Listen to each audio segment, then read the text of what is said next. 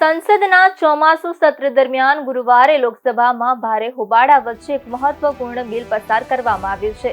સરકાર દ્વારા રજૂ કરવામાં આવેલ વિકસિત ભારત ગેરંટી ફોર રોજગાર એન્ડ આજીવિકા મિશન 2025 એટલે કે GRAM-G બિલ લોકસભામાં મંજૂર કરી દેવામાં આવ્યું છે.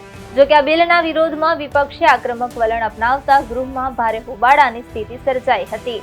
વિપક્ષી દળોએ સરકાર પર ગંભીર આરોપ લગાવ્યો છે કે મનરેગાનું નામ બદલીને સરકાર પૂજ્ય બાપુનું અપમાન કરી રહી છે. વિપક્ષનું માનવું છે કે નવા બિલ દ્વારા જૂની યોજનાઓ જોગવાઈઓની નબળી પાડવામાં આવી રહી છે. કોંગ્રેસ અધ્યક્ષ મલ્લિકાર્જુન ખડગેએ આ કાયદાને ગ્રામીણ ભારતના કામના અધિકાર પર હુમલો ગણાવ્યો હતો.